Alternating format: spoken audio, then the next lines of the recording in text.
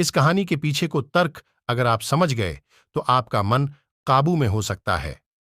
पहली बार जब इस वीडियो को मैंने देखा तो मुझे इसका तर्क समझ नहीं आया, लेकिन इसका भाव प्रेरणादायी है। एक बार महात्मा बुद्ध कुशीनगर से गुजर रहे थे। बुद्ध की नजर एक कपड़े के व्यापारी पर पड़ा जो दुखी और हताश दिखाई दे रहा था।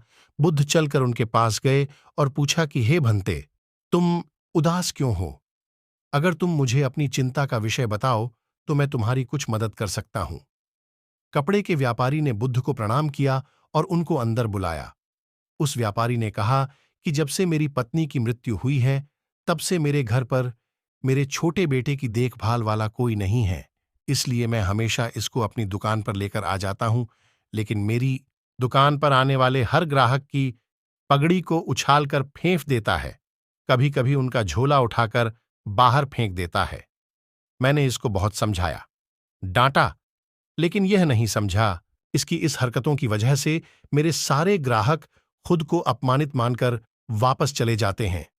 बुद्ध बोले, मैं तुम्हारी सहायता कर सकता हूं, पर तुम मुझे वचन दो कि मैं जो भी करूंगा तुम उसमें दखलंदाजी नहीं करोगे, ना ही कोई प्रश्न करोगे।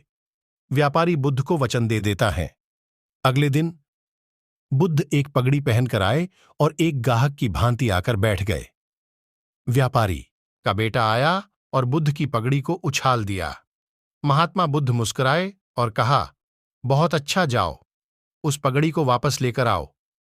वह बच्चा दौड़कर गया और पगड़ी लाकर बुद्ध को दे दी। अगले दिन बुद्ध एक कुल्हाड़ी और एक लकड़ी लेकर आए। उस लड़के ने फिर से उस पगड़ी को उछाल दी। बुद्ध ने उस लड़के को कुल्हाड़ी और लकड़ी दे दी और कहा, जाओ इस लकड़ी को काटो। व्यापार को थोड़ा सा डर लग रहा था कि कहीं उसके लड़के को चोट नहीं आ जाए, लेकिन उसको अपना वचन याद था। 7 दिन तक महात्मा बुद्ध कोई न कोई नया काम लेकर आते और उस लड़के से करवाते। शीघ्र ही वह लड़का भूल गया कि उसको किसी की पगड़ी उछालनी है। व्यापारी बहुत खुश हुआ और बुद्ध को धन्यवाद दिया। मुझे पता है कि इस कहानी का और मन के वश को कोई विशेष संबंध नहीं है, लेकिन पहले आप इस तर्क को समझ लीजिए।